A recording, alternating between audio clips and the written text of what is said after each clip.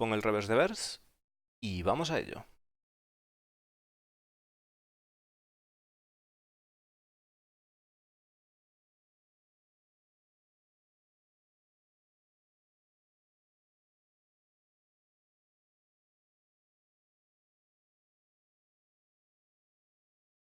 Bueno, como iba diciendo antes, he tenido la oportunidad de hacer unas cuantas preguntas y, bueno, pues han respondido a bastantes.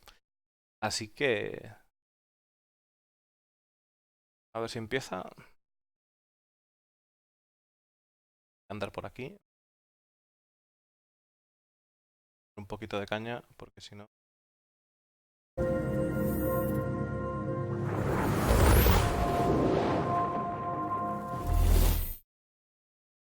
It does not really. I mean, how many times in this day and age are you going to make a Finding Forrester reference in casual conversation? With internet-defining meme. With me, it's a lot. I do a lot. You're the man now, dog. You're the man now, dog.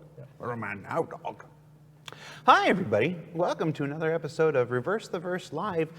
This time featuring the Rest Stop Futures with two members of our lore team. Immediately to my right, we've got narrative director, Mr. Dave Haddock. Hello. And immediately to my left, we've got lead writer, Mr. Will Weisbaum. Hi. Great to. Thanks for having us on, Trey. Yeah. Well, we want to do something a little bit different today. Do you want us to go? Están haciendo las presentaciones de las dos personas que llevan el lore. In many ways, I expect to kind of sit back. Let's say sound is not okay. Let's see what's happening with the sound. We're going to keep talking, make sure the sound's okay Don't worry, live we from won't an say aquarium. anything important. Yes. That's Yeah, right. Until we get this So- sorted out. So one of the things we're going to try to do today is every once in a while we like to do an RTV that's more about process. It's more about the way in which we do things. We refer to them as game dev editions. In the past, we've had Jeremiah create concept characters. We've had Josh Herman Nightmares. nightmares. Once we had producers on creating a roadmap schedule That was a live, classic, yes. and people were like, "You're going to have producers come on and make a schedule," and I'm like, "Yeah." And they're like, nobody else would do that. I'm like, I know. And it was utterly compelling television. For the most part. But no, I was really happy we did it. Today, we're going to try something like that again, where you guys have an assignment for 3.6. You have many assignments. But one, I was going to say, you guys have As soon as we clear it out today, we're going to go home. Digamos que lo que están comentando un poquito es que el ATV se basa un poquito en el tema de... O sea, que a veces el ATV se basa un poco en el proceso y todo lo que hacen que es en proceso y que bueno, que digamos que lo que van a intentar aquí, entre comillas, va a ser recabar un poquito de feedback de lo que opina la gente y demás, para, a pesar de que lo dice que ya tienen sus tareas, ¿no?, asignadas para la 3.6, pues para ayudar en el desarrollo de lo que van a contarnos, ¿no? Vamos a ello. One of the things that you're working on for the upcoming 3.6, and of course 3.5 just went live to everybody yesterday, and I see the folks in chat talking about some server issues and whatever. Believe me, everybody is aware, and we've got top people on it. I actually don't know how tied into the 3.6 release this content is. It is something we're working on Yes. during 3.6, Yes. our current. Bueno, está comentando de que lo que van a hablar es algo que nos van a comentar algo de que están trabajando ahora en la 3.6. O sea, que no, todo lo que nos están contando ahora que no está claro cuánto está dado, cuánto ya está dado por sentado para la 3.6 porque es un trabajo en proceso, ¿ok? You'll see a little bit about it later on in ATV, is an explosion, an expansion of our modular rest stop systems. Obviously, we've got the, I don't know how many are active in 3.5 now. There's a bunch. There's There- all the Lagrange points. Right. Not all of them, but most of them have rest stops going, where you can go and hang out at the R&Rs and buy stuff, sell stuff. But we're planning to not only expand to even more, but change their design and evolve their design, make more modular elements, make them more visibly. Nos está comentando un poco de que un momento que han explotado la aparición de trackstops y que bueno, que ahora están buscando que pues implementar un poco más de variedad, un poquito más de diferentes diseños para las diferentes trackstops que hay y que bueno, que hemos visto que hay en el roadmap, ¿no? las de carga, las de minería, etcétera, ¿no? Visually unique and stuff like that. I know Eddie Hilditch is doing some great R&D right now with new shapes and a new shape language for these things, so that they look more like space stations, whatever space stations look like. Yeah, everybody's got their own ideas. messing up their silhouette. Yeah, the art team and tech team have been doing some amazing things with the procedural generations of these space stations. So while they're doing this, they have a request for you. Vale, está diciendo que han trabajado en el diseño para que las estaciones espaciales se parezcan más a las estaciones espaciales. Dice que el trabajo del equipo de arte, que está haciendo un trabajo impresionante en esto y bueno, el desarrollo, ¿no? Y demás, por las tecnologías estas procedurales que están implementando para poder hacer las track-top. Y ya lo que les dice es que tienen una petición, los chavales de arte y todo, tienen una petición para la gente que hace el lore y vamos a escucharla. What is that request from you guys? Yeah, so we were meeting with them, it was last week, and basically the idea was that right now, as Will said, we have the R&R Rest and Relax stops, which are sort of our middle-of-the-road franchise type deal. And talking with Ian and Eddie and the design team and stuff, they were basically like, we're looking for a couple more variations as far as like companies, brands type thing, just to kind of add some variety and some flavor to some of the different ones that they're coming up. Está comentando de que ahora mismo las trackstop que vemos es, digamos, el diseño intermedio de trackstop, ¿no? La clase media de trackstop, por así decirlo, de rest stop, ¿no? De estaciones. Y está diciendo que bueno, que están pensando en también meter algo así parecido a meterle marcas, ¿no? Más diferentes marcas, o sea, que tengan diferentes sabores, ¿no? de estaciones. So yeah, basically we have to kind of brainstorm, and we were kind of talking with them about what kind of parameters they had for us and stuff like that, which is usually part of the thing. Is usually that in one of these discussions they'll say, hey, we need this thing, and then we go, all right, cool, we can try and work up some ideas. But are there any things that you can kind of rule out immediately that would help guide us to make sure that the stuff that we're generating like fulfills your guys' needs as well as what makes sense for the universe and stuff like that. So yeah. Él está comentando de que se reunieron, ¿no? Para hablar sobre el tema y de que ellos tienen que saber las cosas las herramientas de las que disponen la gente que trabaja en el diseño de las trackstop y demás. Y además, al mismo tiempo, la gente que está diseñando el juego necesita la guía de la gente del lore, pues para no perderse en el olvido, ¿no? Necesitan una guía que les indique pues por dónde tirar. Yeah, so basically, as we said, the R&Rs currently are kind of the middle of the road type company.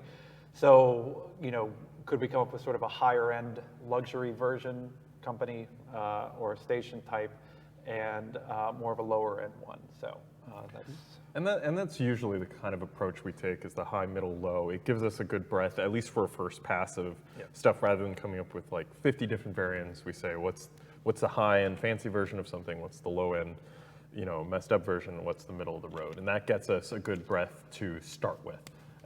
Está comentando de que la conclusión a la que llegaron es de que, bueno, de que ahora mismo, como ya comentaban, las estaciones que hay ahora mismo son, como digamos, del tipo medio, ¿no? Del tipo medio que habría. Y que, pues, llegan a la conclusión de que sería bueno, pues, tener una que fuese de high-end, como de más lujo, y otra que fuese de pues una estación de mierda, por así decirlo, ¿no? Una estación muy cutre y que debido a esa escala que tienen, que es algo que aplican a más de una cosa y que les da como un soplo de aire fresco, en el sentido de que de esa manera tienen como un espacio para poder trabajar y poder desarrollar cosas, ¿no? Pues decir, bueno, pues a veces hacen 50 tipos diferentes de diseños, ¿no? De estilos y bueno, pues dentro de este estilo, ¿cuál sería lo top y cuál sería lo tal, ¿no? Y que de esa manera pues tienen por dónde empezar para poder desarrollar la historia o el lore o los diseños, ¿no? And then there's always room later on down the line to start filling in more of that flavor, to add more companies, but at least to start, it's a great place to go. So right off the bat, are these truck stops or rest stops? Our own development team tends to use the the term interchangeably. Like Yeah, we're trying to do a rebranding internally to make sure to get people stop using truck stop because truck obviously is not really what it is. Space truckers, but it's not Yeah. quite the term that's honed in on. In general, it's more of kind of these rest stops, especially for how people are using it and the breadth of people who go visit these locations in the universe. It isn't just for these long haul space truckers per se. Everyone needs to stop at these things out there. It's how you refuel. It's how you, you know, if you're in a single seater, it's how you go to the bathroom. It's Stretch your legs, walk around. Está hablando bueno, de que hay un tema de pregunta ya de cómo se le tiene que llamar a esto. ¿Lo tiene que llamar parada de camiones, o sea, truck stop, o se le quiere llamar, o se le tiene que llamar estación, o cómo se le tiene que llamar, ¿no? Entonces dice que ellos a nivel interno que están intentando evitar que se le llame truck stop, porque en realidad está más en el concepto de lo que sería una zona de descanso, un área de descanso, una rest stop, ¿no? Entonces dice que la idea efectivamente de un sitio como estos, de los rest stop, sería de que pues gente que tiene, por ejemplo, una nave que solo tiene un asiento para sentarse y pues que puede ir al baño, que pueda hacer una parada, ¿no? Que sea un sitio en el concepto de que la gente lo va a usar por una cosa muy concreta y muy determinada, en plan de pues para refueling, para estirar las piernas, ¿sabes? No va a ser en plan solo de parada de camiones, ¿no? Que quieren que el concepto sea más en ese sentido. It's hard because doing weekly shows, covering development, conveying the things that we're working on in ways that people understand. You look for as many attachments to the modern day as you can. I think that's where truck stop came in. It's it's like a truck stop. It's like A lot of the references that we were using initially when talking about them was actually Iowa 80, which is a very big. I think it might be one of the largest, if not the largest, truck stops on. I think it's actually Iowa 80 highway. And on the sort of New Jersey Turnpike on 95 on the East Coast, like those kind of standardized rest stops that you come across where it's like, you know, they have the KFC or the McDonald's and stuff like that. Está comentando un poco de que ellos se han fijado bueno, en la zona en donde viven, pues parece ser que hay una autopista, ¿no? Una autovía, que tiene una truck stop, o sea, una parada de camiones que es la más tocha del lugar, ¿no? Entonces que se fijan en eso para tratar de inspirarse, ¿no? Para diseñar las truck stop. Y que luego también hay, te puedes fijar que a lo largo de la carretera pues hay como más truck stop estándar, ¿no? Más paradas estándar, pues que tienen pues su rollo de café, sus cosas básicas que tienen casi todas, ¿no? Just to give you kind of two varieties that we drew from. So like those were the more kind of standardized, because they always kind of look the same, they just have different kind of amenities. Right. And then like there's one company out there selling designs for truck stops around the country. Yeah, and then they're populating them with, you know, whatever restaurants and stuff like that. So yeah, those were sort of the original kind of kickoff type thing. But yeah, hence why it was very common to just have them internally be known as truck stops. And then we're like, they're not trucks.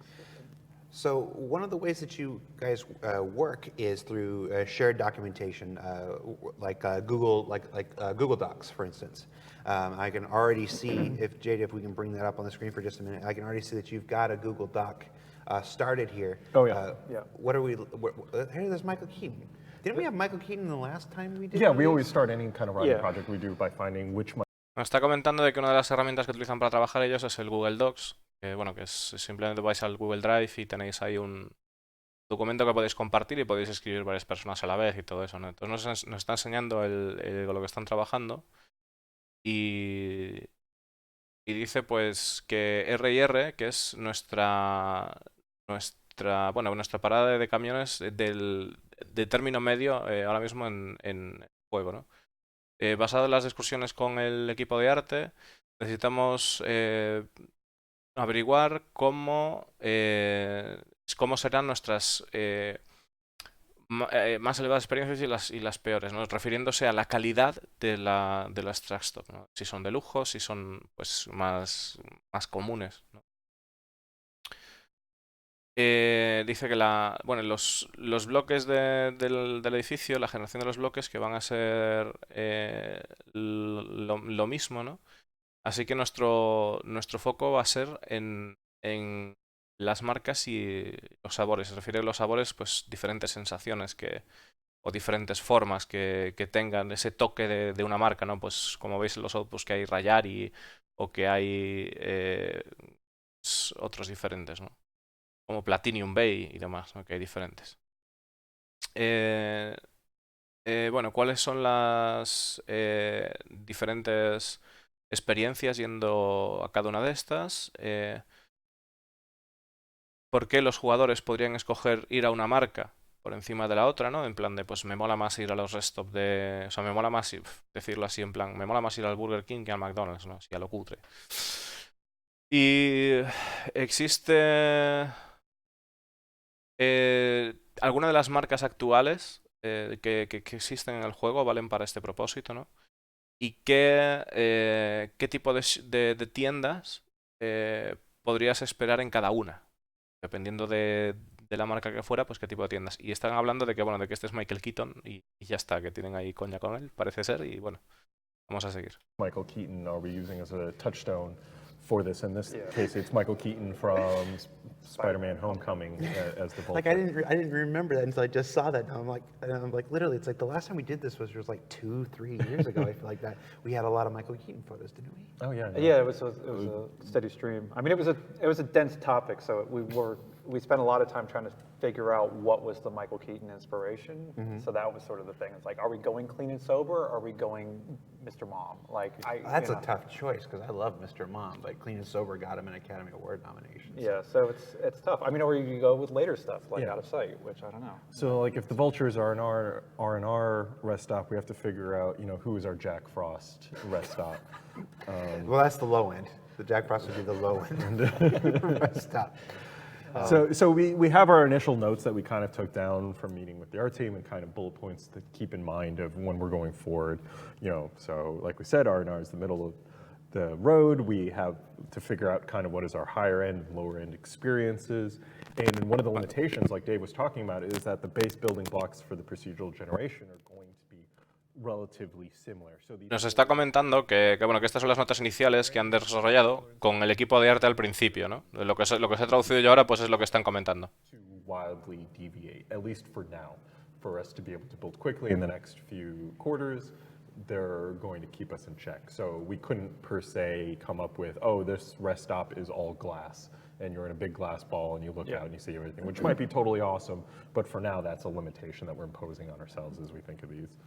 All right, so Bueno, está comentando de que lo que comentaba de esta parte, ¿no? De que los bloques para la generación procedural de los trackstop ya están hechos y que una de las cosas que sería cool, que sería genial, ¿no? Sería poder hacer un trackstop todo de cristal y que fuese una bola y tal, pero que ahora mismo, que debido a que ya está hecha este tipo de tecnología, ya está hecho de esta manera, ahora mismo no sería posible ese tipo de ideas.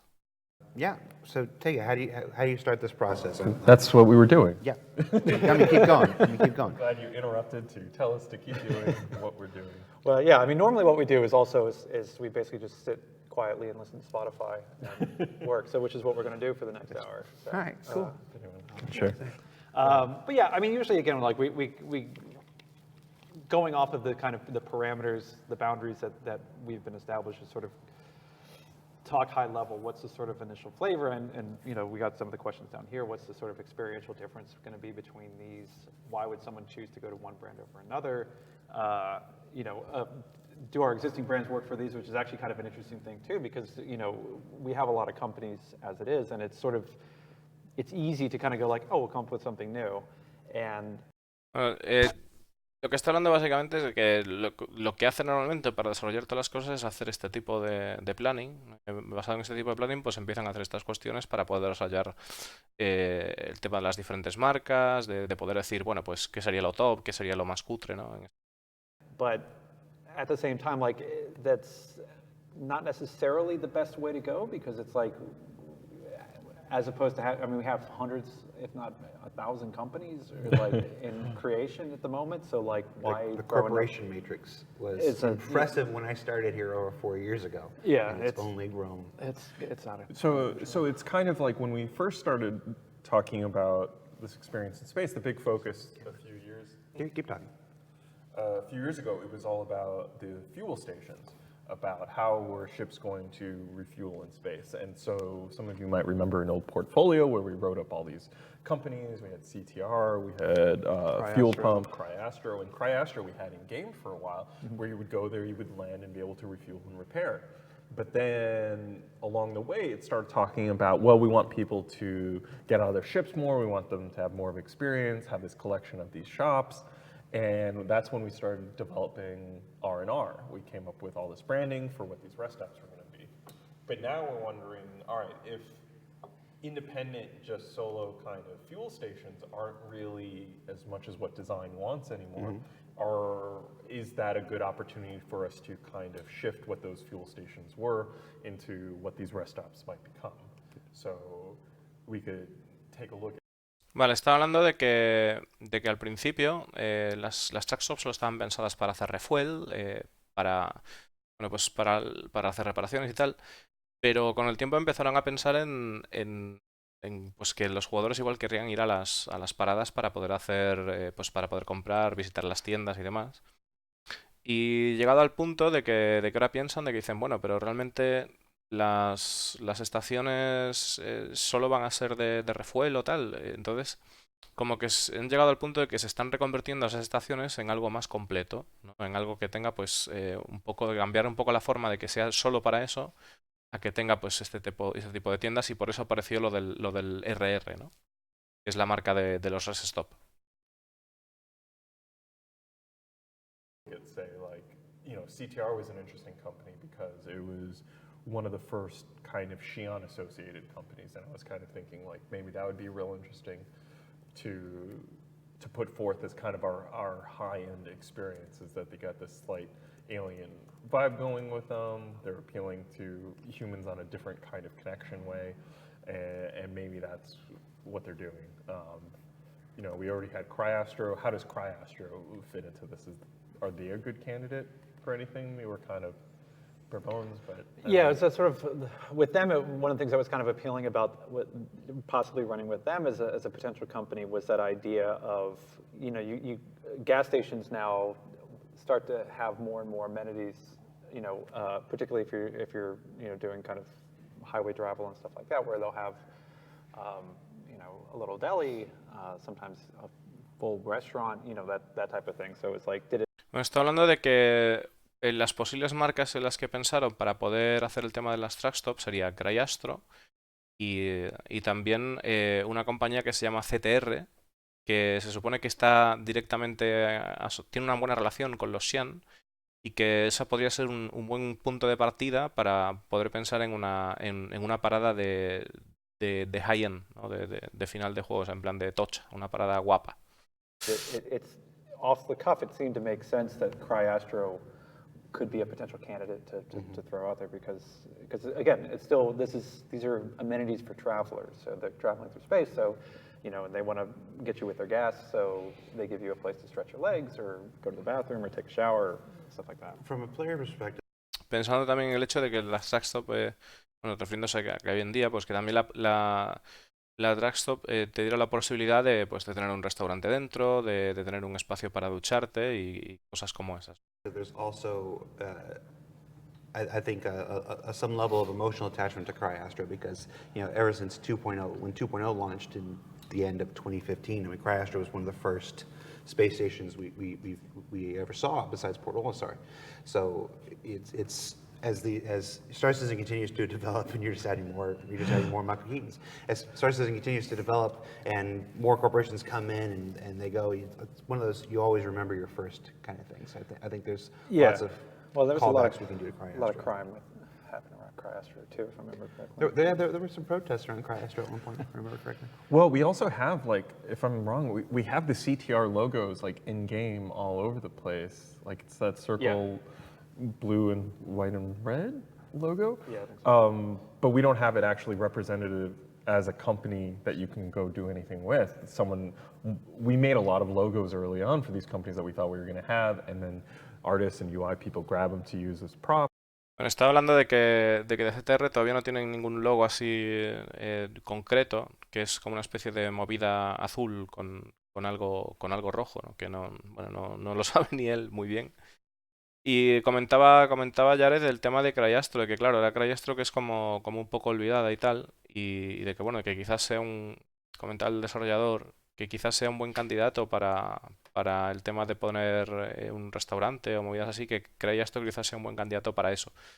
Y comentaba Jared con nostalgia de que hay mucha gente que protesta, entre comillas, ¿no? Por el tema de Cryastro, porque fue la primera track stop, o sea, fue la primera estación, aparte de Polarizar, que se vio en el juego y como que la gente pues puede tener algo le cogió algo de cariño, ¿no? Por así decirlo. And so now we have the CTR logo in game, so it's always nice for me to think like, oh, hey, can we actually have this mean something and bring it in that way? Well, there's something, I mean, actually, and again, I mean, this is, again, sort of the process is, the interesting thing actually about that is whether CTR might be an interesting candidate for sort of the higher end one because of their Xi'an influence. There's, I mean, again, like the structure of it won't look very different, so maybe it's not the best served. Well, maybe it's like Mist. Mist don't look like Xi'an ships, but there's some Xi'an influence in their design. Yeah. So maybe a CTR station would have similar influences. Yeah, yeah. Maybe just the verticality. Pull the verticality, there could be. Bueno, están hablando un poquito así de que están como desarrollando sobre la marcha el proceso que os había contado al principio, el proceso de diseño de las trackstop, de lo que están planteando, de hacer una de que sea de bajo costo, otra más gorda, ¿no? Y la que hay ahora que es a término medio. Y están hablando de la marca CTR otra vez, de que CTR sería en realidad un buen candidato para hacer una estación de alto nivel por el tema ese de la influencia Shan y demás. Y curiosamente, o sea, y precisamente le está diciendo Jared que bueno, que como que podría ser parecido a lo que es la casa de Misk, ¿no? Refiriéndose pues, sobre todo a la Reliant, que tiene ese tema de verticalidad. Y entonces que quizás podría tener algo de influencia también en ese sentido y de que las paradas también fuesen, en plan, las de CTR, que fuesen con esa verticalidad como como siendo influenciadas por la raza Xian, ¿no? Yeah, I don't know if we can do kind of weirdo artificial gravity stuff, not in the station itself, but like as sort of, yeah, that might be. Right off the bat, there were when we first started talking about this subject, chat was going off of like brand new stations. They want alien stations. Yeah. So maybe in the heart of Stanton system, maybe not. But if you could sneak in some Xi'an influence through something like CTR. Well, the thing that scratch actually, I mean, it's an interesting point because I mean, one of the things that we've talked about with the Banu particularly, and this was when we were kind of in the early days doing a lot of the star map stuff, was this idea of the Banu flotillas. So, I think we might have even talked about it, and I think the last time we were here, where it was sort of inspired by the raft in Snow Crash, the end of Snow Crash, where it was all the boats lashed together and stuff. I never saw it. Oh God, is that Never saw it. I don't like snow. it's a book, not a movie. It's coarse and That's fine. it's everywhere. Oh God, I knew I could get you. too soon. But just this idea of It's like, been 20 years. too soon. Keep going. But the idea of like that the Banu would have these sort of like space station marketplaces in space where people would congregate to trade and stuff like that. And Bueno, aquí están respondiendo una de las preguntas que yo le hice, que básicamente le pregunté a los chavales del directo, bueno, a los chavales, a Jared y a los desarrolladores, si iba a haber la posibilidad de que hubiese estaciones espaciales alienígenas. Entonces me contestaron y dijeron bueno, que quizás que la UE, que no sería probable, pero quizás en la parte de afuera y recordando otra vez el tema de ahí quizás de la influencia de las estaciones en CTR, ¿no? De la influencia Shan. Y está comentando de que de hecho cuando pensaron en los Banu, que sí, que pensaron en como una especie de acumulación de movidas para hacer una especie de estación flotante Banu que fuese pues una zona comercial, ¿no? Una zona comercial Banu que fuera una estación espacial. it would be interesting again once we kind of start, visually diving more into the Banu to figure out like, are there design elements or visual cues that we can incorporate from their designs to kind of insinuate that like, humanity sort of absorbed that influence into their thing, into how they build stations and stuff like that. Because we do have that sort of symbiosis between the cultures where it's like everyone's kind of like feeding off of each other and taking technology and design stuff from each other. So is that an area that we could explore for stations? Yeah, I mean, humanity. Está comentando de que el tema de que ellos quieren como que hubiese una especie de simbiosis, ¿no? De que hay una especie de simbiosis entre las diferentes razas porque están absorbiendo como tecnologías unas de otras, pero que con el respecto a la raza vano que tendrían que entrar más en profundidad y que la cuestión de cómo se haría para poder pillar los diseños de los Vanu o de cualquier otra raza, ¿no? Pero en este caso está hablando de los Vanu, para tratar de implementarlos en los diseños humanos, para darle ese toque, ¿no? Que eso pues es algo que todavía tienen que explorar y que podían explorar en ese sentido, ¿no? De hacer el Straxto pues con ese toque alienígena. Humanity's had contact with the Xi'an and the Banu for quite a long time. By the time we catch up to the Star Citizen universe in the game, so there's got to be all kinds of ways, that they've influenced even just human culture and human society. I mean, you already see, the people walking around with Chinese or Japanese writing on tattoos and stuff like that. Right. People that have never been to Japan and stuff like that. And so who have hopefully gotten a good translation. hopefully. I mean, so maybe something to think about before we go through like assigning out the actual owner of the station is kind of that experience thing of like what makes a low-end station low-end. Let's do it. Vale, directamente lo que han hecho ha sido pasar del tema de los aliens porque se les estaba yendo la puta olla. Y bueno, está diciendo Jared de que sí, que realmente ahora podemos ver pues cómo la gente pues se ve influenciada, pues va con una movida china por ahí, ¿no? De la ropa o alguien que lleva tatuado un kanji japonés y eso, ¿no? Y entonces que es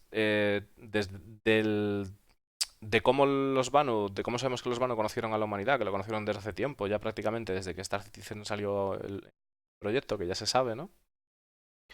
Pues que es normal que incluso los humanos se puedan ver influenciados por la cultura Vanu, que es totalmente posible. Esto es lo que dice Jared. Entonces, de repente, el pavo, el de Rosita, ¿no? Ha cambiado directamente de tema, ha dicho sí, pero vamos a volver al tema de las estaciones de low cost y tal.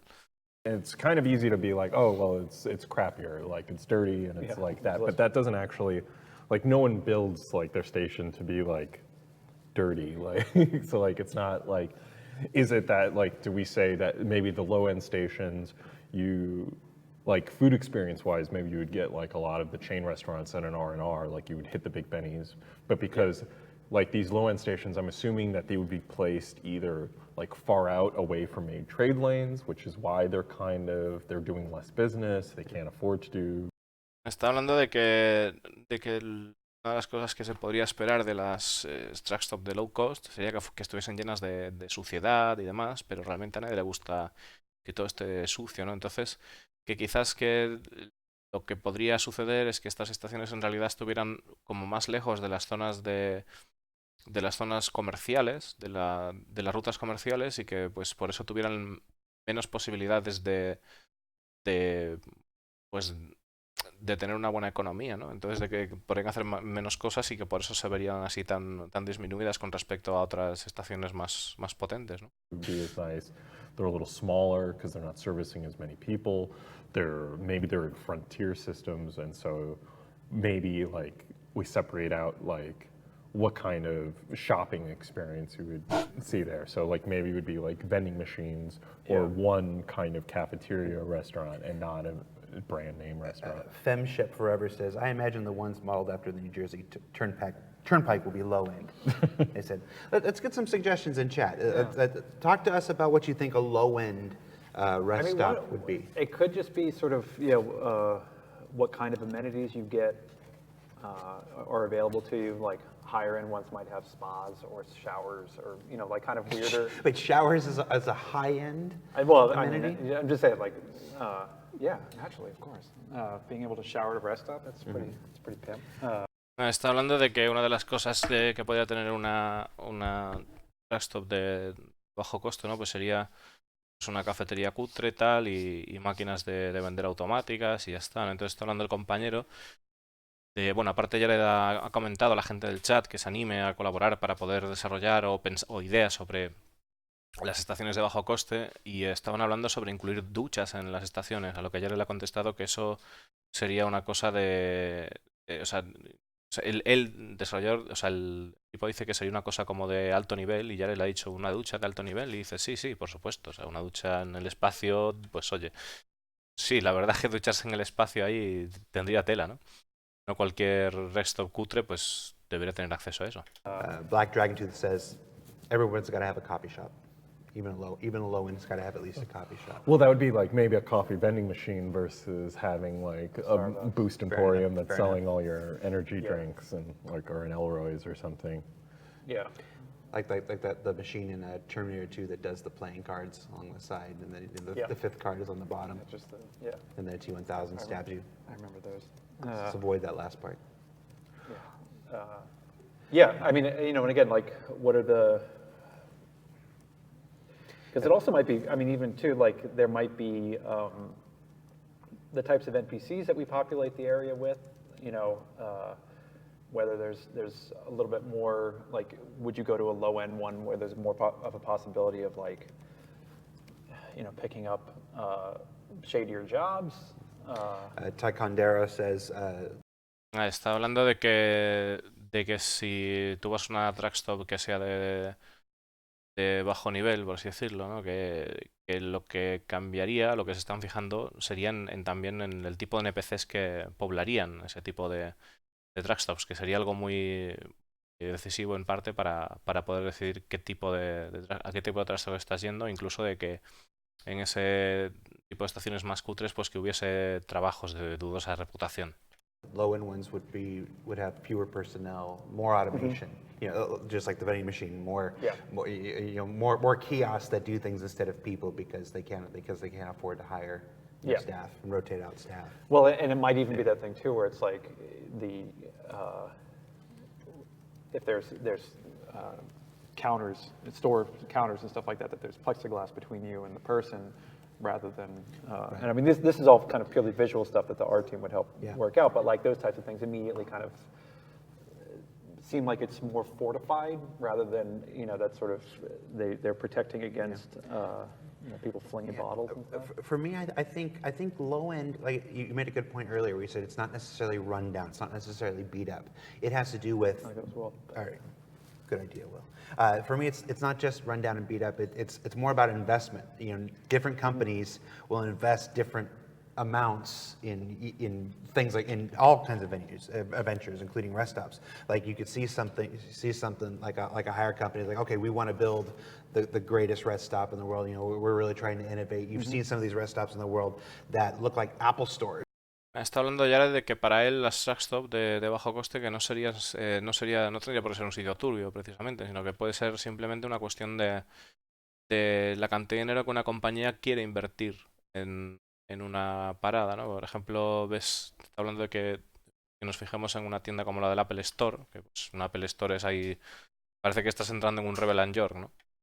In some ways, and then you see the smaller companies. Lower end can be a smaller, more independent company that's just trying to get into the rest stop game. Well, and it's not about being run down. It's just they don't have the money for a lot of the amenities and a lot of the features. I mean, or conversely, it could be a really major company that's just like, we're just going to spend as little money as possible to turn as much of a profit as possible. Yeah. So it's like, they again, like it's exactly. It's that thing where it's not necessarily this is a dingy, dirty, broken apart thing. It's just Está diciendo que otra vez que no tiene por qué ser simplemente un sitio que se esté cayendo a pedazos, un stop cutre, no, simplemente puede ser pues una compañía que no tenga el dinero suficiente, no tenga la capacidad suficiente como una compañía tan grande, que no tenga los recursos para poder implementar todas las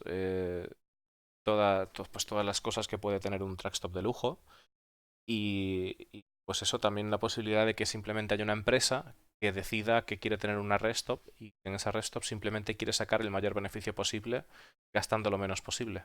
It's cheap and not built with care. because they're trying to. I keep going back to like Fuel Pump is one of the existing fuel stations we have, and like their whole thing was this kind of like retro tinge attitude already. Like they almost had, like, would you say like a 50s kind of That was vibe? But like the meta retro inspiration. futuristic Yeah. version of it, which might be kind of interesting to. Like, I don't know if it's too much of a double down to have like a retro theming on top of like kind of a rundown station, whether that just makes it feel old or whether that ties into better like hit that feeling that you want when you go in. Well, the thing I keep wondering though, when we Se ha parado aquí el asunto. Mierda.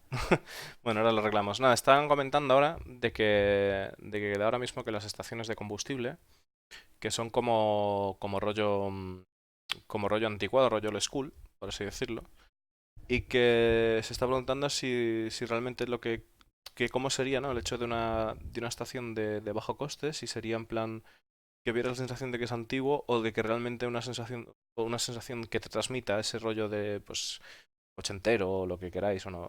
Que ese rollo, pues que precisamente esa sensación que sea algo lujo, ¿no? Que transmite la sensación que es algo de lujo. talk about doing that, the retro thing, like from our perspective, it's it's the equivalent of like a 1950s themed gas station, but like there's something. A ver, un segundito que esto está bloqueando. Y me vais a matar, chicos, pero me estoy meando. Tengo que parar un momento. Venga ahora.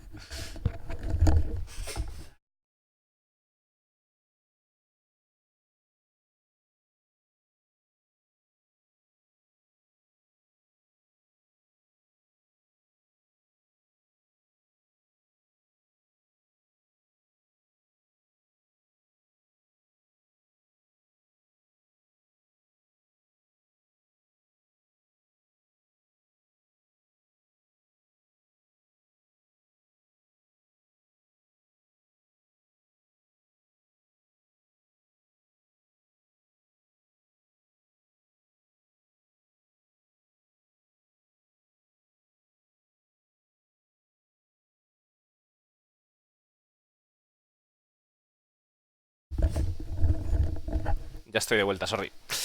A ver. I kind of always grapple with whether it's fun or just kind of too mind melty, of like a retro thing in This the is what the 30th 24th century was like for Exactly. these people. Like we come up with this is a 27th century, a classic 27th Yeah. century gas station, and everyone goes, oh God, yeah, I remember the days, Right. But it's something that's very weird, still very weird and foreign to us, but we set it up in the universe as like, to them that's kitschy. Like we come up with our level of And kitsch that's a little bit hard for us in the current art direction too, because a lot of times we do Yeah. retro, outdated tech as a sign of like older anyway. So like to have retro tech makes the station feel older to begin with. Like if you look at some of our like lower end locations, we have those kind of more CTR monitors, which is a fun kind of bring back that retro sci-fi feel from the art direction of it. So it's a tough pick. Está hablando de que, bueno, de que a la hora de desarrollar el tema de la tecnología retro y todo eso, y de dar la sensación de que son viejos, de poner en algunas estaciones monitores CRT, que son los monitores de tubo de toda la vida, los gordos, ¿no? Que da esa sensación bueno, de retro y de recuperar esa... ¿Cómo decir? Ese universo cyberpunk que conocíamos de principios, ¿no? De las pelis antiguas, como yo que sé, como puede ser de Blade Runner o movidas así, ¿no? Que veías así tecnología. El mejor ejemplo de lo que está tratando de transmitir sería de ver la peli esta de coño. No me acordaré, no puede ser. Eh, la peli esta que ha salido nueva, me cago en la leche. The Fury no me acuerdo cómo se llamaba. No me acuerdo ahora, bueno, ya se me acordará.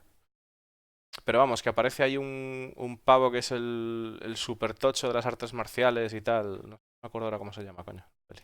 Cool. Yeah, it's a weird. So maybe that's not a good option for us. Maybe because it gets too muddled between what is theming and what is actual. Yeah, and I think it's also the thing too of what you had said about there's kind of a lot of art debt that would need to be done in order to sell it correctly, which is all unique stuff. I mean, it's interesting, like one of the things that I usually get asked about in the Ask of Devs is like, you know, oh, wouldn't it be awesome to get like the antique ships? Like we've always talked about this sort of thing of like, you know, what are the ships from the 25th century? And like, you know, I want the old beat up jalopy personally. yeah, I want the Zeus. I want all, you know, and it's like, that would be totally sweet, but for our purposes, all of them are new ships. Whether it's a 25th century ship or it's a 30th century ship, they're all, you know, new things that require a whole bevy of tasks and, you know, design and animation and art, blah, blah, blah.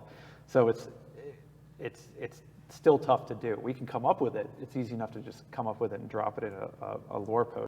Está hablando de que una de las cosas que les molaría, ¿no? O que les gusta, es el hecho de pensar en naves antiguas, ¿no? De que sería la hostia poder traer una nave antigua, pues parecido a lo que vemos de cuando ves aquí un coche clásico, pues que hubiera naves de ese rollo, ¿no? Que fueran antigüedades, naves que fueran antigüedades. Pero que el problema que tienen ahora es que a la hora de traer naves, que realmente solo se están centrando en hacer naves de ahora, ¿no? Del 2949.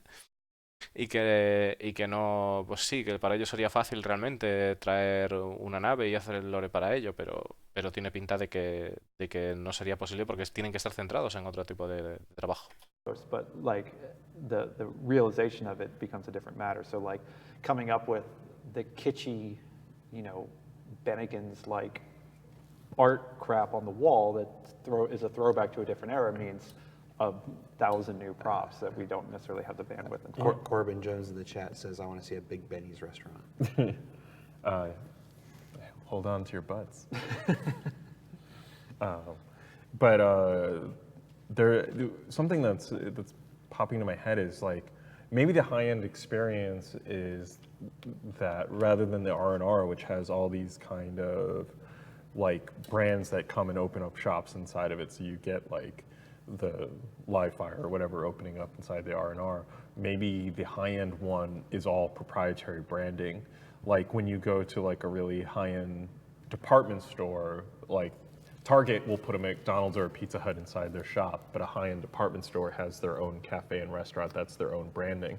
So whereas you get all this like weapon and clothing experience, let's say for argument it was CTR, when you go inside, there's no other brands. You have all this stuff and they just say like clothing and a Está preguntando un chaval que está escribiendo por el directo que le gustaría ver un restaurante gigante de Big Benny's, ¿no?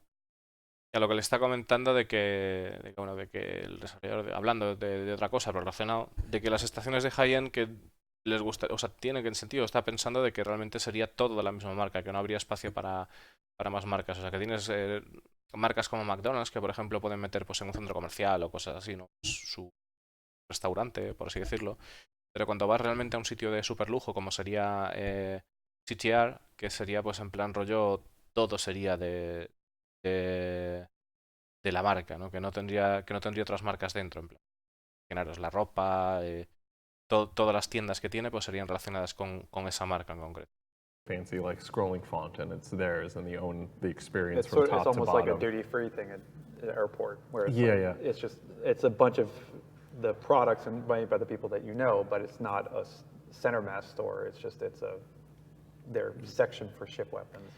Some of the high-end malls, shopping malls in Southern California, Fashion Island, down in South Coast, and even the Century City one up here, they're both open air. They're both open air. They don't have. We can't do that in space. Well, no, open air, but glass domes.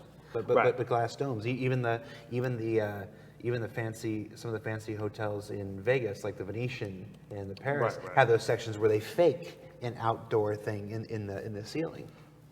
Yes. I mean, that's a good point, that maybe something that high-end stations would have is a lot more non-critical areas.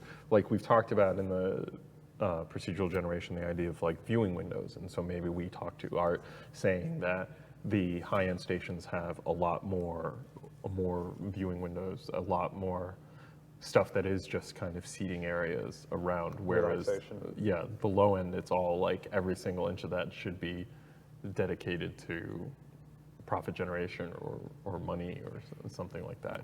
Está hablando Jared de que sería genial bueno, que a veces yendo al aeropuerto que ha comentado y un hotel de Venecia, que no me acuerdo cómo, o sea, de Venecia, coño, de Las Vegas, que ahora estaba hablando, de que tienen como una especie de simulación de exterior, en el sentido de que tienen pues una zona con una cúpula gigante y todo eso, de cristal, y que si eso, que estaría bien incorporarlo en los trackstop de alto nivel. A lo que comentaba de que sí, de que han pensado en poner más ventanas en las zonas de lujo y eso, y también en el sentido de que cuando tú vas a un trackstop de lujo tendrás más zonas como para descanso o zonas o espacios más abiertos, ¿no? Y en el sentido de que los trackstop de bajo coste pues tendrían solo los espacios totalmente dedicados pues al beneficio o a una tarea concreta, que no tendrían esas zonas de libertad que podría tener una zona de lujo. Kind of. Yeah. Yeah, like that. So let's see what you've got here. JJ, there you go. See, I didn't even have to ask. Thank you, JJ. So what kind of shops would you expect in each? So low end, so Will's been making notes here. We're working here. This isn't Yeah. just for fun. Oh, yeah. For a fact, it's definitely not for fun. Harsh. Harsh. So what kind of shops would you expect? Less brand name restaurants, maybe a focus on vending machines, more automated services. So if we're saying more name branded shops in the low end, what separates the R&R like shopping experience from the low end shopping experience? Is it just the variety that you'd get in like an R&R? Is it that like you're more likely to find like is it that low ends are just like a convenience shop and a weapons store? Is it like that all for one shop? To Or me, it feels like that. Están hablando de qué diferencias podría haber entre una tienda de un lugar de lujo y una tienda de un lugar de bajo coste, ¿no? Y el sentido de que será solo la variedad de armas que hay, o sea, la variedad de cosas que puedas comprar, será solo una tienda de armas que sea interesante tener allí, sin más, en el caso de una de bajo coste, ¿no? Entonces, bueno, antes estaba escribiendo porque están apuntando, como ya dije antes, cómo quieren desarrollar el tema de los tres tipos diferentes a grandes rasgos de Rastov, ¿no? De los de lujo, los baratos y los de alto nivel. Y lo están haciendo sobre la marcha. One of those things where, yeah, it would be like there would be fewer, again, sort of what you're saying, like space is at a premium, so they would jam as much in as possible they would jam enough in to lure people inside to try and get them to buy stuff, but not so much that they had to maintain a high kind of overage in order to keep their station open. So it's like, like one of the things I was thinking is it's mostly fewer live people we were talking about earlier, so mostly terminal interactions. We're not dealing with, even if it's like a Big Benny's where it's like, it's kind of what we had. See if we can maybe even use that setup from like the mess hall, like you push in a thing and then it poops out your Big Benny's noodles. That's the Se refiere a que los trackdogs están pensados en plan como para interacciones más básicas y hablaba de... O sea, los trackdogs en general, y hablaba de Big Benny's y hablaba de que, bueno, de que el restaurante pues sería algo como, por ejemplo, que tú vas y pulsas un botón, te soltaría el tema de la comida en el restaurante, ¿no? Que sería más para una tarea específica que para algo en plan como más de vida más amplia, ¿no? Por así decirlo. absolute wrong word to use for a food service. I've never worked in the food service. Well, I have. But no, I mean, but that type of thing where it's like I mean, that was actually an interesting thing in the Seoul airport. There's like the restaurants you order through a terminal, which was really interesting. And we got that at McDonald's now. You go into McDonald's, you go to the McDonald's just 3 blocks that way, and there's terminals, and then Really? you order on the terminals now. And it gives you a little number, then you go up and yeah. They're reducing the amount of time you have to interact with human beings. I love it. Está diciendo de que bueno, que tienen un par de manzanas más allá, que tienen un McDonald's y que cuando llegan que hay pantallas para poder ordenar la comida y que ya lo tenemos eso ahora, ¿no? Lo que estaba comentando antes el Dennis de tal y que están reduciendo la cantidad de tiempo que tienes que interactuar con los humanos y que eso dice Jared que le encanta. So we talked about CTR as a potential brand for the high end. Do we have another consideration besides CTR?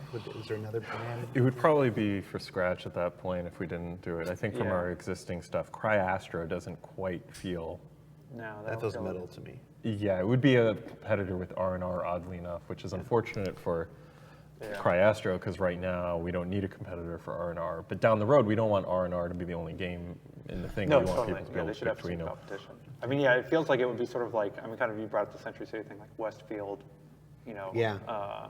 It feels like we need a Westfield, like a corporation that just specializes in creating rest stops and plopping them around the world. Because it might even be something too, where it's, again, like, you know, we have, some of these are going to be offering, obviously, refuel repair options and rearm and stuff like that, where it's like, they could be saying, like, you know, it's, CTR is the fuel provider for the station as a way to say, like, hey, you know, we're sparing no expense. Then you got things like Costco, though. Costco does their own, Costco started as a warehouse store, and then they got into gas, and they got into automotive service. Right. They expanded into their own brands for all these things. Yeah, that's a good point. So they didn't, maybe they did contract out for people, but they're like, no, we're not using your branding, we're using our branding. I don't know who gives Costco their gas. Bueno, está hablando de que si habría alguna, bueno, de CTR otra vez, si habría alguna empresa que le haría competencia a la hora de hacer Dragstop. Y comentando un poco sobre el tema de que si habría o si hay la necesidad de tener una empresa que se dedique precisamente a poblar todo de Dragstop y que sea especializada en Dragstops. Y curiosamente, como que tenía un poco de dudas el tipo del lore, aunque ya le ha contestado de que, bueno, que hay una empresa que se llama Casco, que precisamente pues cuando llegas a su truck que tiene todo de marca Casco y que te da pues el tema del combustible, de la tienda de comida que tenga o lo que sea, y que todo está bajo su marca. Y entonces el tipo del lore le ha dicho que es un buen punto, que eso podría ser posible. Definitely be like interesting to provide more of these kind of non-essential services at the high-end thing. So that's not only like clothing stores you're less likely to find at the low end, but at the high end one, the hair salons. But maybe the difference is like a high-end facility will have a full kind of medical treatment center.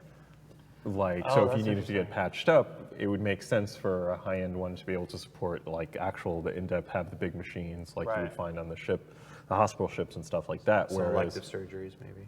Well, yeah, the plastic surgery stuff. Whereas the low-end ones, maybe that's where you go and you're lucky to get a couple med pens or like a bigger med kit overall. Or there'd be a vending machine where you can jam yourself and hope. Vale, está hablando de... Esta es otra de las preguntas que les puse y que la desarrollaron de otra manera, porque ellos también están leyendo el chat, ¿no? Entonces les puse que si va a haber algún tipo de estaciones militares o de estaciones médicas, ¿no? Que fueran médicas. Entonces, bueno, no sé si salió de eso, pero bueno, simplemente el tipo este ha dicho ahora que quizás una de las diferencias que habría entre una estación de bajo nivel y de alto nivel sería que podría tener unas instalaciones médicas decentes. Y hablando de que quizás una estación de bajo coste que simplemente podría tener pues acceso a medpens o a pequeños botiquines, y que incluso pues una máquina expendedora de medpens, ¿no? That you can stay alive long enough to go to a nicer. Y que así puedas sobrevivir lo suficiente con ese medpen para poder llegar a una estación adecuada, ¿no? A un lugar adecuado. The idea with the low end is you're just stopping here briefly before moving on. I'm almost wondering if maybe the idea is with the low end stuff that it's more convenience store and like the high end ones. Circle K. Well, they sell multiple things. The stores tend to sell multiple things rather than just being dedicated. What's that franchise in the East? Frenchies, Squanchies, something. It's red. Oh, in Philly? I hit it saw it in Pennsylvania and in Maryland when I was there at the beginning of this year. Foodies, what's it called, people? It's in the East. It was in Maryland, it was in DC, it was in Pennsylvania, and they had these automated food kiosks. It's close to Wawa, but it's not Wawa, although Wawa is a good example. I went to these kiosks and I was able to order sheets. That's it. Thank you, Sir Wiley. Sheets. You ever been to a Sheets? I've never been to a Sheets. They got these kiosks. It's a whole thing. It's just like literally what you just described for the low end. Está hablando de que el caso bueno, comentaba el compañero, el desarrollador, el de la derecha, de que el tema de que las trackstop estarían pensadas solo para hacer una parada breve, que no estarían pensados para estar mucho tiempo, ¿no? Que esa es la idea. Y entonces el compañero dijo, bueno, que en realidad podía ser también que las paradas de bajo coste que fueran algo más específico y que las paradas más grandes o más de lujo, ¿no? Que tuvieran más de todo. Digamos que esto fuera algo más específico. Y ya le empezó a hablar sobre una serie de tiendas, una cadena de tiendas que conoce de Filadelfia o de Pensilvania, creo que era Pensilvania, dijo, que se llaman Sheets, SHITZ, bueno, que básicamente que tienen como máquinas expendedoras en la tienda y eso, y que eso era parecido a lo que estaba pensando el compañero, ¿no? With Sheets, and their kiosks That is tough to were Google. able to make these food monstrosities. I was able to get like hamburgers with mozzarella sticks in them and French fries inside the hamburgers, and you just make these terrible food monstrosities, and you don't have to look anybody in the eye when you're doing it. You just order it, and then you just kind of wait, and they call a number. They don't take your name; it's a number. So there's no personally identifiable aspects to get shamed for this terrible food construction that you've Yeah, it's ordered.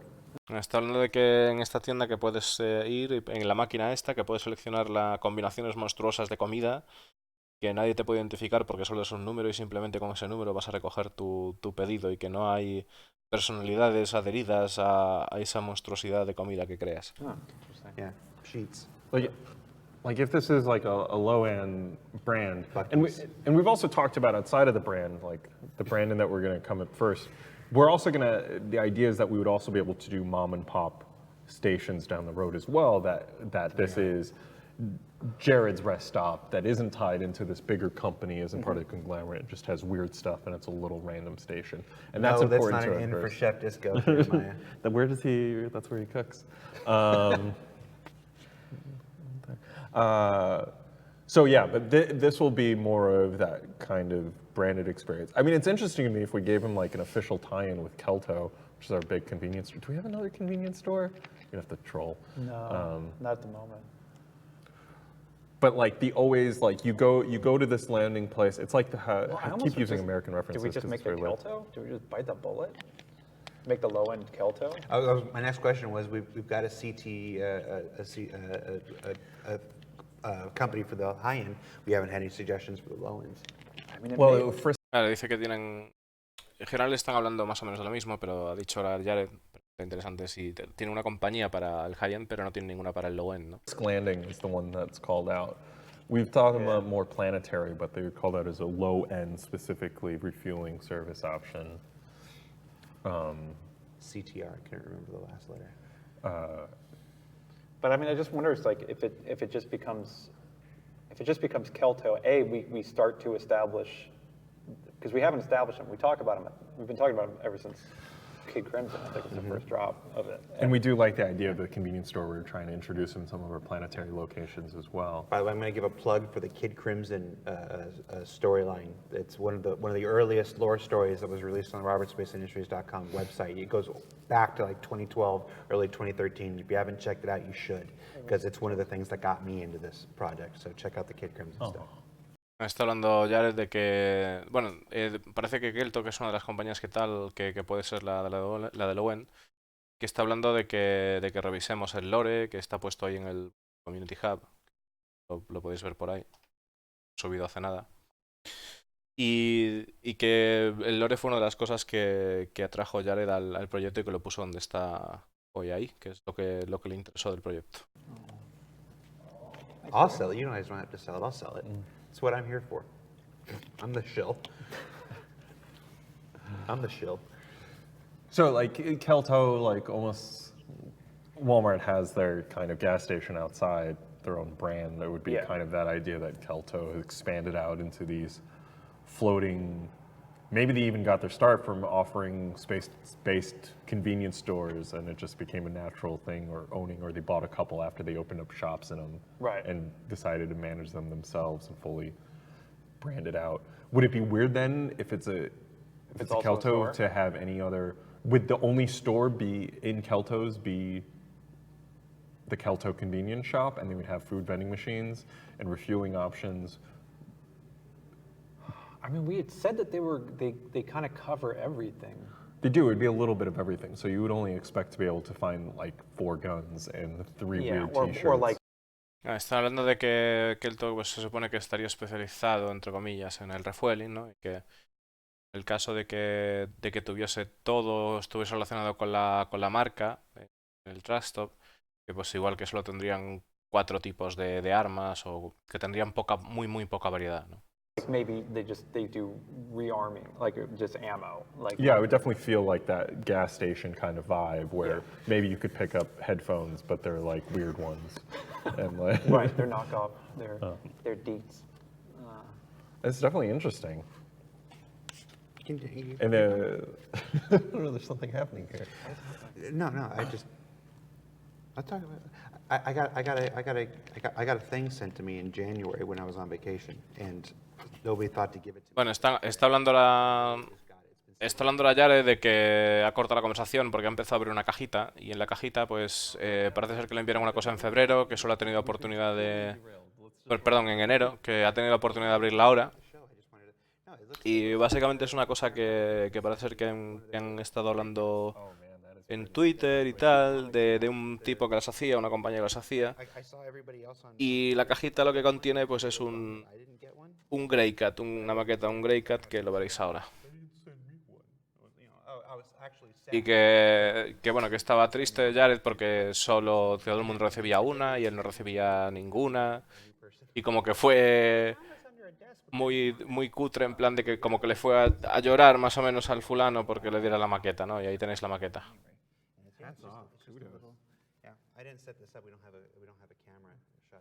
Bueno, y ahora en este rato...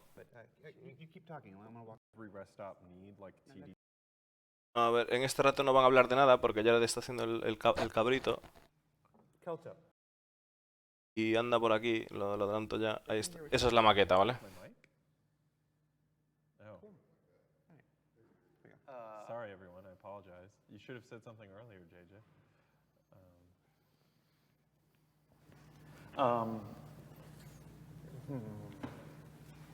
Kelto. Kelto. I think you need to pull the trigger because you have been talking about this for 6 years now. Yeah. Oh, I remember. But also I guess the other question though is from a gameplay perspective. Yeah, whether these are need to have pickup drop-off points. So like, do they need to have a Covalex? But the Covalex box would make sense inside there if it has a delivery locker. It would totally fit in with the convenience store. The vending machine. Kind of vibe. Yeah. But follow-up note with design. We actually had a meeting scheduled with design to talk more about this stuff that got pushed a few days, not in time for RTV. So we tried to have more of these answers answered. Yeah. But this is the development process. We come up with questions, more questions. Están como preguntando de que si se podría incluir como un almacén de Covalex en el Trackstop y que lo están pensando, lo están apuntando porque como estaba comentando esto es un proceso de desarrollo y cada vez que hablan o hacemos preguntas pues es como una especie de proceso y cada vez pues van pensando más cosas y las están anotando. And Kelto is KEL-TO. TO with their hydrofrost. Yeah, is which that is- short for something, Kelto? I don't remember. No, I think it just sounded okay. Okay.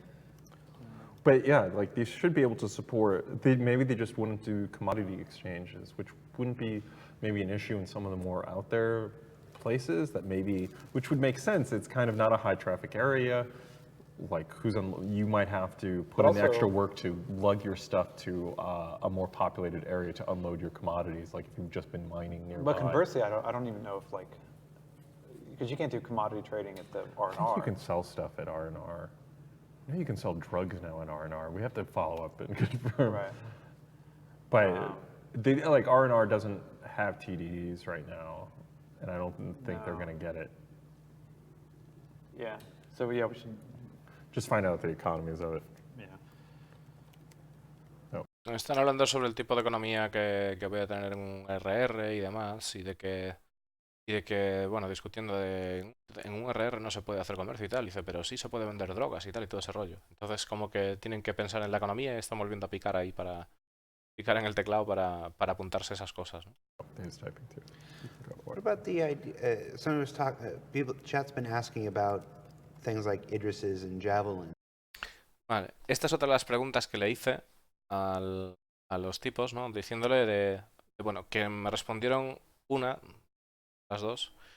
Primero era si en el caso de, sabemos que la CitizenCon, en el caso de que hubiera naves abandonadas, que habría una probabilidad de que los NPCs, como una cosa como un 20% así, de que los NPCs, si tú estrellabas con una nave y esa nave caía, había una posibilidad de que unos NPCs llegaran y la utilizaran como casa. Eso os lo dijeron en la CitizenCon del 2016 o 2017. Y entonces les hice la pregunta de que si habría la posibilidad de que si hay una Javelin que esté abandonada en el espacio, si unos NPCs podrían apropiarse de ella y podrían utilizarla como track stop. En esta sudaron de mil huevos, pero en la que les hice también en el caso de que si habría estaciones, si habría rest stop, pero que fueran militares en los confines de la UE.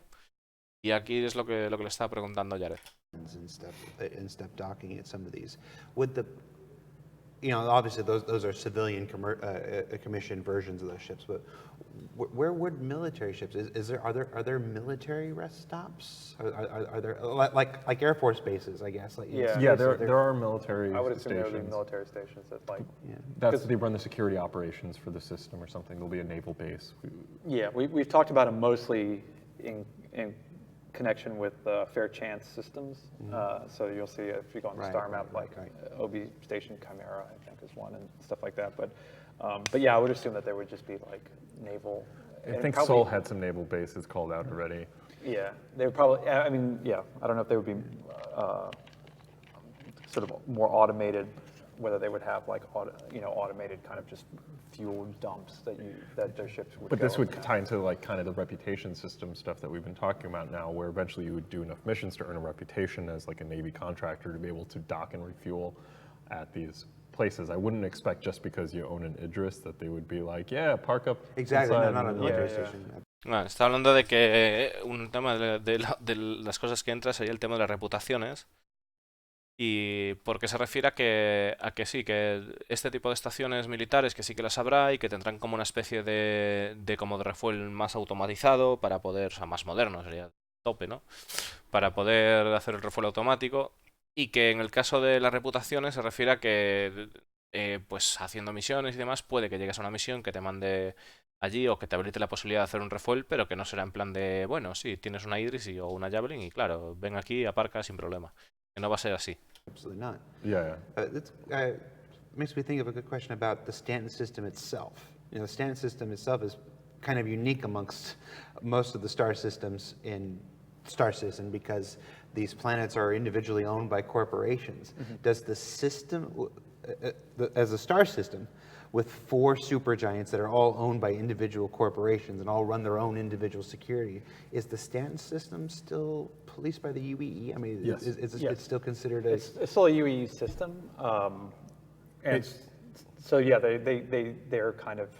Le está preguntando y comentando sobre el tema sobre el tema de Stanton, de la seguridad que va a haber en Stanton, de si la UE, la policía de la UE tiene acceso a Stanton y bueno, ya te he contestado otras veces, lo está contestando ahora de nuevo, que sí que va a haber ese tipo de seguridad.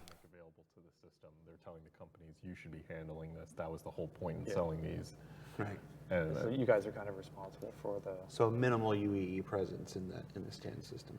Yeah, that's sort of what we're running off of. But and some of the planetary governments want there to be more, and some of them want there to be less oversight, and so it's kind of an ongoing debate between these 4 governing bodies. And some of our recent we just had a Congress now, wasn't it? Yeah, Congress Now that was doing like a Senate talk to the head of Crusader talking about their crime stats and how they're doing governing, and so. Yeah. Congress Now and Other Lore series available on the robertsspaceindustries.com website that you should probably be checking out. Bueno, está hablando de otro tema del lore que se llama Congress Now o algo así, que es otro tema del lore de la historia, ¿no? Y comenta de que dependiendo de los gobiernos planetarios que haya, pues habrá más o menos presencia de la UE en esos planetas y bueno, que en este tema del lore que se debate un poco de cómo Crusader pues va va a tratar o trata de implementar su forma de gobernar o su forma de manejar el crimen. Para poder mirar esas movidas, lo único que tenéis que hacer es, si tenéis el Chrome, ¿vale? Lo único que tenéis que hacer es iros al Community y simplemente abrirlo y le des clic derecho a traducir y así, si no sabéis inglés, pues lo podéis traducir sin problema todo al español, ¿vale? Which is weirdly popular, just like Also, Star call your Wars. mother. Yeah, make sure to read last week's Star Watch for all the latest 'Cause- info on celebrities in Star Citizen. It's such a positive feature. I know people keep clamoring for more. So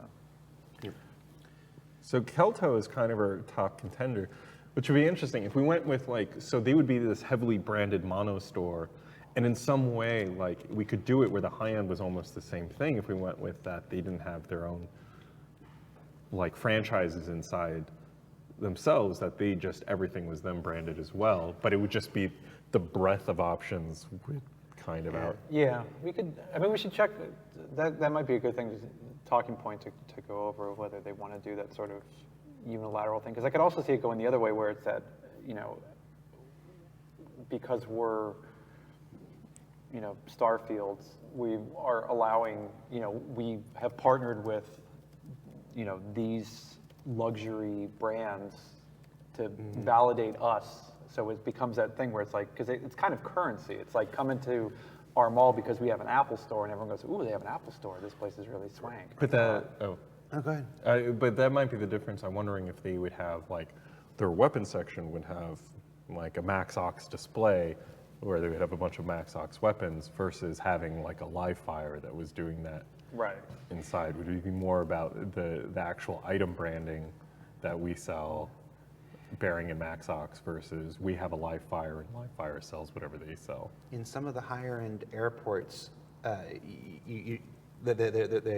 kind of like what you've been talking about, where everything has its own branding. They're not all the shops have brands that you don't necessarily see outside in the real world, but then right under it, it's like Airwaves by Shake and Bake. Or, you're something like that, and then it's tiny. They invite all Right. these other companies in, but then they're not allowed to trade on their branding, brand. on the outside. So it's a whole different presentation. It's the way I've seen McDonald's or KFCs or whatever in airports that don't look like any McDonald's or KFC you see anywhere else. Right. They're individual installations of those things, and it's like, yeah, operated by McDonald's. Right. It's Está comentando del tema de que unas marcas validen a otras para poder operar en los truck stop, y una de las cosas que comenta precisamente es que tú ves en un aeropuerto, ¿no? Y que cuando vas a un aeropuerto, pues otra vez hablando de McDonald's, que tú cuando vas a un McDonald's en un aeropuerto, pues no es como el típico McDonald's que ves por ahí por la calle o que sí es diferente, ¿no? Que tiene como unas instalaciones preparadas y esas instalaciones preparadas se las facilita la marca del aeropuerto, ¿no? Y pues dejan como dar uso a esas instalaciones y dicen pues no sé qué nombre, Airwaves estaba hablando, ¿no? Airwaves, no sé qué, pues un diseño de una de las marcas que hay en el aeropuerto y pone pues operado por McDonald's, ¿no? En ese sentido pues como que están hablando de la posibilidad esa de que una gran marca validase a una más pequeña para poder hacer negocios en un truck stop. Burger Town. I mean, that would operated be by something that McDonald's. we could do where we could talk to Art about this. That would really maybe help set it apart is we limit how much of the aggressive advertising that we do inside this rest stop. Like all the other rest stops, that's you see billboards and posters and logos and neon signs everywhere. That maybe when we use the wall breakup art spaces, it actually is for art. Like you walk through and you see a potted plant with a nice Yeah. like abstract painting, and not like an ad for like the latest Origin 300i. Or if we do have it, we minimize it so Yeah. it's Claro, están hablando de que en el caso de una truck stop de lujo, pues que la publicidad no sería tan evidente como una truck stop normal, como las de R&R que vemos ahora, ¿no? Sino que quizás cabe la posibilidad de que pues hubiese una pieza de arte, como un cuadro o como plantas, o que simplemente si hubiese, en el caso de un anuncio de una 300, pues que esa 300 pues fuese algo más como un detallito, ¿no? Como un anuncio más pequeño, más fino, ¿no? Que no fuese un postre puesto en el muro y a saco, ¿no? Como es en en el resto de drugstop. The companies that we know for player hangers are a Revel in York and AeroView. Yeah. If they're in the business of player hangers, That's stuff a like good that. point. At least the hanger sections or whatever, maybe they. Revel in York would open up these rest stop. or maybe not an entire rest stop. Maybe they work to do the hangar portion of these rest stops or something like that. I think with my concern about that would just be that then we're getting into a lot of kind of cross branding, like the Westfield's equivalent with Revel and York, like it. I mean, again, this kind of what I think you're saying, Will. Is the concern is just that once you have too many different brands in there, that the overarching umbrella station gets kind of lost in the mix because you don't care about that as much because it doesn't have its own personality. The Vale, personality está hablando, is by the stores that are in it. está hablando ya de qué pasa con el tema de las marcas de los hangares, ¿no? Land, Rebel York, VFG Industrials. ¿Qué pasaría si esas marcas, por qué no hacen una porción de los hangares de las truckstop, ¿no? ¿Por qué no tener un truckstop en sí mismo, sino poder hacer una porción? Y el tipo de Lore le comenta que eso se volvió como un momento como loco, así en plan de ¡ah! Y nada, básicamente comentó de que el cruzar demasiadas marcas, que a veces puede que llegues a perderte lo que es el propio truckstop y que perdería su personalidad, porque quieren darle esa personalidad, esa es la visión que tienen. Quiere que el truckstop de una marca pues tenga personalidad.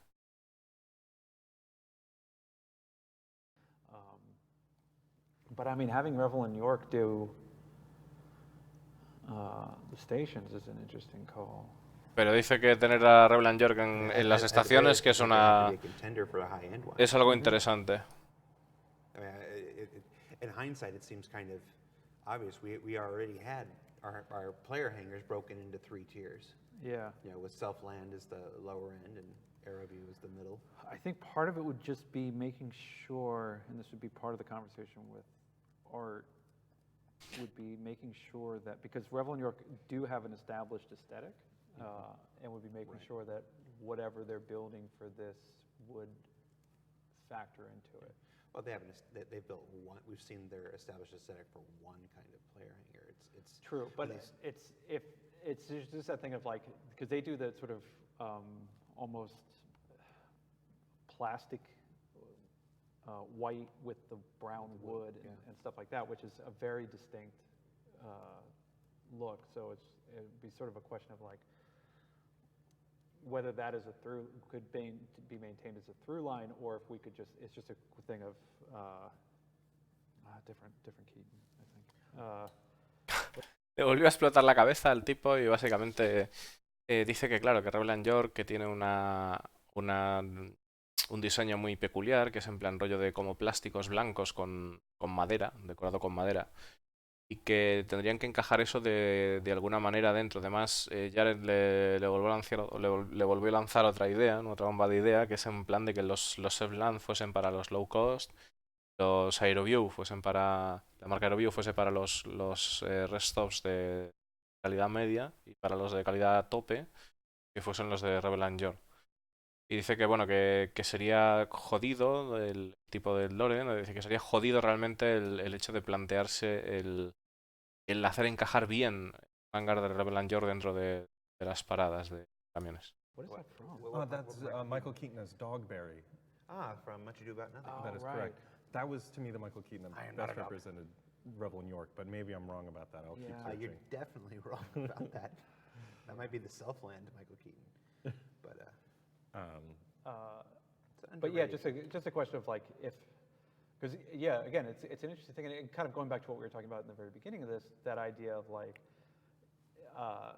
tying it into stuff that the community already knows about and is attachment to and an emotional reaction to. Because if we drop like, hey, it's a Revel in York station, you know, people who are playing immediately get like, oh, cool, it's going to be a much nicer, higher end thing. Like está comentando que una de las cosas que pasaría es que si un jugador ve una estación de Rebel York, que ya sería algo bueno, porque el jugador ya tiene asociado las calidades a los diferentes tipos de hangares. Entonces que sí, si ves un Rebel York ya piensas, hostia, esto tiene que ser calité. And it was starting to get like a weird level of branding that we didn't quite, people didn't need to know who constructed the station. We're like, it's just R&R, and like that's where we cut off the thing. One of those things, and this is probably way too early for this, but one of those things that you would find in a living, breathing universe with history is the thing where the station was made by one company, and then they got out of the space station business in that sector and they sold it to another company. And so you've got somebody else's name now on something that's completely against their style because they bought it to operate it. Yeah, we have talked about that sort of thing, because one of the things that we always talk about with as sort of like the chronology of when a new system is discovered is that so they someone discovers a jump point, they sell the data to the UEE. The UEE sends in sort of the initial kind of prospecting scouting team. They build a space station just inside the jump point that's sort of like their main base of operations. And while they go out and they sort of survey the system and figure out what's there and stuff like that, and then they have terraforming, if they have terraforming candidates, then they go and they build a station outside of that to house the terraformers as well as maybe a VFG industrial station. That type of stuff. One. And then the question is like, well, what happens to that initial space station that was there? Because that's their first point of civilization. Vale, está hablando de una cosa que dice que muchas veces pasa que pues una compañía llega y compra otra empresa, pero el estilo que tenía la anterior empresa pues se queda con el estilo que estaba, pero la marca pues tiene otro nombre diferente y realmente es como si estuviese desencajando, ¿no? el estilo de esa marca porque realmente ha comprado la de otra. Entonces están comentando de que el tipo del lore, que sí, que han hablado de eso, de que cuando tú de repente pues la UE o alguien, un explorador, marca una localización de una zona nueva descubierta, pues como que mandaría a través de ese punto de salto o lo que fuera, ¿no? La localización a la UE mandaría unos primeros envíos para poder hacer un trackstop, una estación espacial, y esa estación espacial pues haría de una manera determinada, y entonces luego pues tendrían que pensar en poder terraformar también un planeta si cabe esa posibilidad, y en ese planeta pues poder tener una estación que sirva para transformar esa zona, para alojar a la gente que está transformando esa zona. ¿Y qué sucedería? Pues con el paso del tiempo la estación primera que se montó para poder descubrir el sistema y todo lo que había alrededor quedaría en desuso en principio, ¿no? Entonces, ¿qué es lo que sucedería con esa estación? Es una de las cosas que se preguntan. The system, so does that get converted into something else? Is it still? No, that was a workers' residence.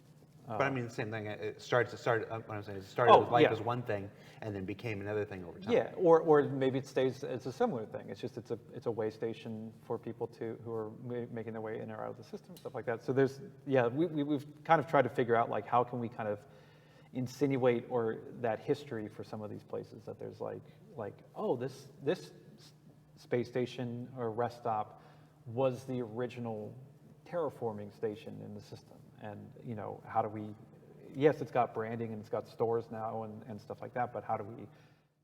Ahora está hablando en el caso de que la estación se reconvirtiera, cómo poder hacer que esa estación no perdiera esa personalidad que adquirió de ser la primera, de indicar de alguna manera que ha sido la primera, ¿no? Y entonces como que aunque tenga tiendas, aunque tenga de todo dentro, que cómo indicar, pues esta estación fue la estación que transformó este lugar, la primera estación que hubo en el lugar, de cómo hacer que esa identidad se pueda permanecer a pesar de tener otras tiendas. We'll have to see with game design what kind of game design differences we can offer. Like we've talked about what kind of repair stations can do installations of parts. So would you be able to expect to buy a new weapon and have it installed at a lower end station, or is that the kind of stuff they're equipped for, or are we kind of limiting what kind of repairs? I would say no, that like low end, one of the differences is, again, like obviously we have to talk this over with design, but it feels like just instinctually that you would want them to they'll top you off. Like they can repair your ship, get you flying again, and you can be out the door. But if you want to buy a new car stereo, like you're not going to a gas station to do that. Ahora está comentando otra vez el tema de la posibilidad de qué tipo de reparaciones se podría hacer en una estación de bajo de nivel o comparado, si eso solo se podría hacer en una estación de alto nivel.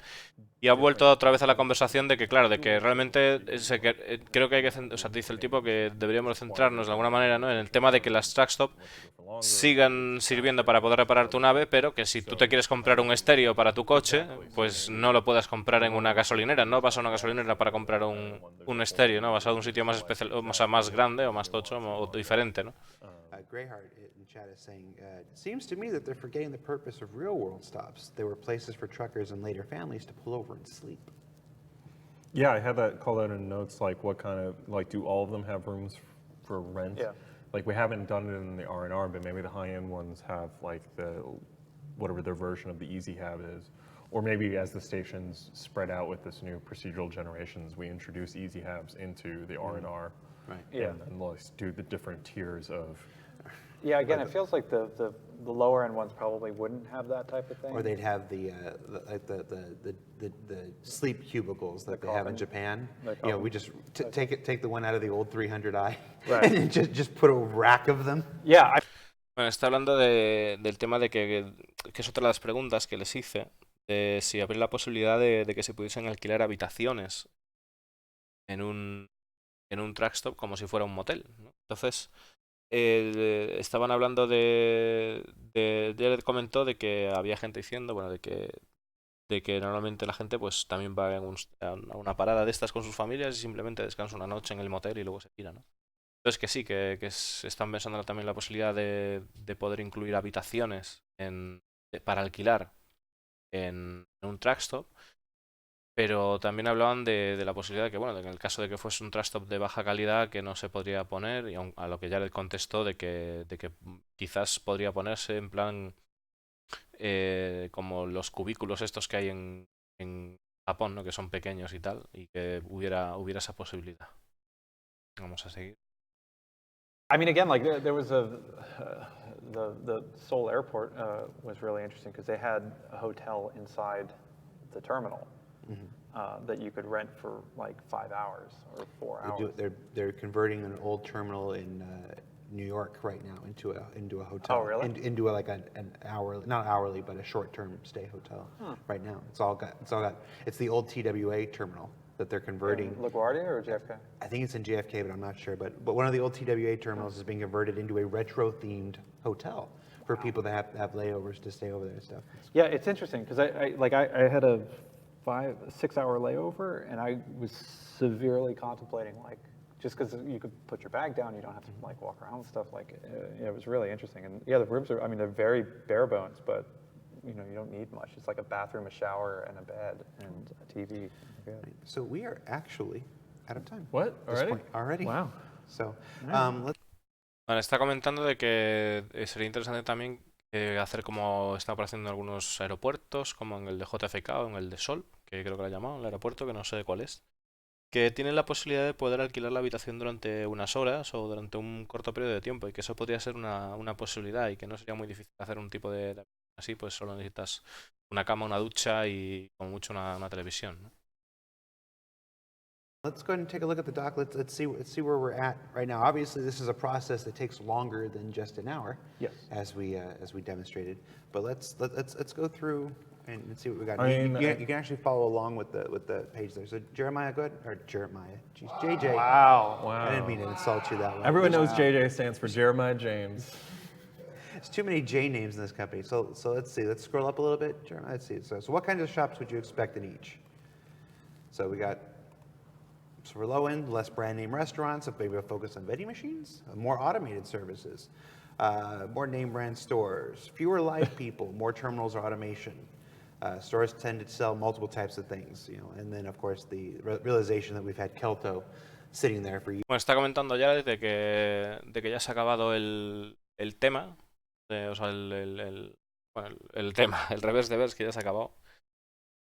Y bueno, esto es el tema de las últimas cosas que han hecho y que dice qué tipo de tiendas puedes esperar en cada uno de los truck stops, ¿no? Pues en el caso de los cutres, ¿no? Dice pues menos restaurantes de marca, quizás centrarse en máquinas de venta automática, más servicios automáticos, las tiendas, más marcas de tiendas dentro del tema, menos gente viviendo, más terminales, ¿no? Pantallas y automatización, pues aquí lo que ponía, ¿no? Dentro de las propias tiendas, máquinas de venta.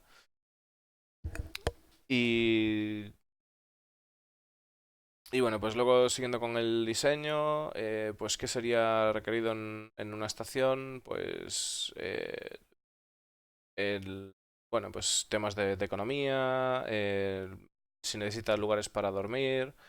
En el caso de los low-end, que tuviesen pues como habitáculos reducidos y una reparación y refuel limitada, ¿no? Para que lo fuese lo básico, ¿no? Que puedas llegar allí con tu nave y poder seguir volando.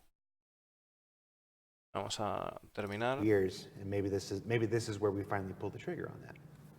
And then, of course, you have follow-up notes for design. We got to follow up with them and get their requirements. Like, what are they envisioning happens in a low-end station?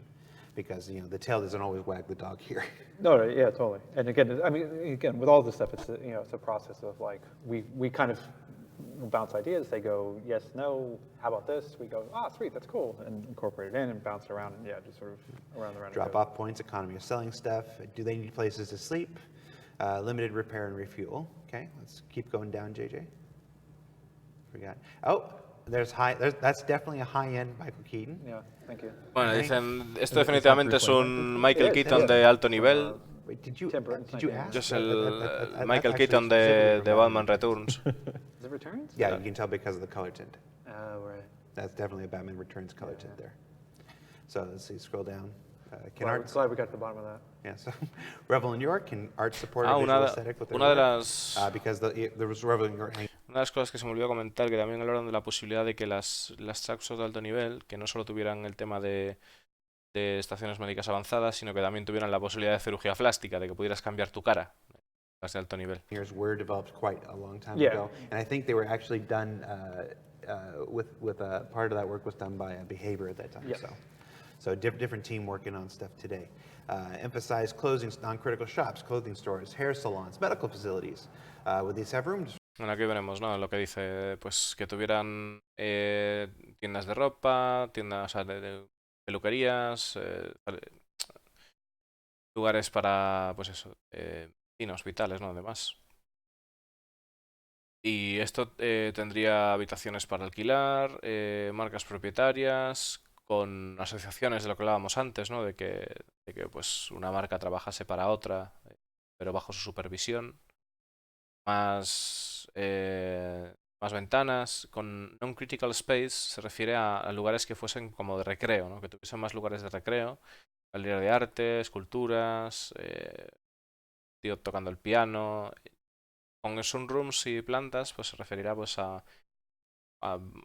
rollo pues jardines o algo así, o biodomos, ¿no? Ya veremos.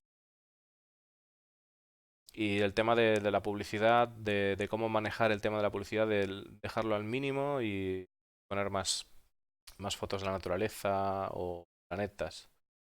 Más opciones de reparación y de recarga de combustible, porque acordaros de que habían hablado de que iba a haber varios tipos de combustible, 3 tipos de combustible, si no recuerdo mal. 3 diferentes calidades, ¿no? Quitando lo que es el tema de... O sea, ya en el hydrofuel, que iba a haber 3 tipos de combustible, no sé en el quantum en que he quedado. To rent. Proprietary brands, would they have high-end associations? More windows, non-critical spaces. This is where I think you really hit on things. Sunrooms for plants, art galleries, sculptures. I would love to see an art gallery. I mean, we have so much concept art for all these different systems and whatever. It would be great to, they have a place inside the game as visual artistic representations of real world, or real universe star systems and stuff. Yeah, and building that as a module so that like we could put it into the generation system would be pretty neat. So that maybe it has like this music space with a water fountain, and sometimes you end up with an art gallery and stuff like that. How do you handle advertising in a high-end station? We don't want it to look like that truck. Está comentando simplemente lo que yo os he dicho ahora, lo están releyendo. Oh, that's a very cool space. Gus's Guzzler. Yeah. Now that is a Michael Keaton from the first. No sé qué les pasa con Michael Keaton, pero... He was wearing the same turtleneck, so it's probably also from Batman Returns. But Yes, I think that's the scene where he is remembering Napier shot his, like when Vicky Vale's about to come in. well, that would be from the first movie. Yeah, So was he wearing the turtleneck in both movies? I think he was. All right. So anything else you want to leave people with before we take off? No, we'll definitely update like in game hopefully with what we come up with. Thank you so much for being with us as we did this thought exercise I and hope come it through was it. I enjoyable. hope it was entertaining to hear us go. We'll have a segment later on in the quarter about the visual representation of what they're working on here with our own Eddie Hilditch. Who's working on that right now, and we're waiting for him to get a little further down the line before we showcase it. It's pretty awesome stuff. Yeah. Cool. So yeah, thanks for tuning in, guys. It's been another episode of Reverse the Verse. Thank you again, as always, to Dave and Will for coming on the show and helping me fill an hour each and Our every pleasure. week. Thanks You so know, much. I love these. You know, these things that get to show process, you know, raw like this is some of my favorites. Me está diciendo ya que enseñar el proceso de esta manera, que es una de sus partes favoritas y bueno, que simplemente que en el futuro espero, o sea, le comentó si tenían algo más que añadir y simplemente añadieron de que esperan poder compartir más cosas con nosotros, pero ya dentro del juego y que están trabajando en parte a lo que están desarrollando ahora, porque están trabajándolo ahora y ahora mismo se está haciendo, que estaban trabajando en directo básicamente, de que están haciendo ya los conceptos para las nuevas Trapstop y que las iremos viendo sobre la marcha. And I hope the folks who watch think so too. So, yeah, and then we'll see you again next week.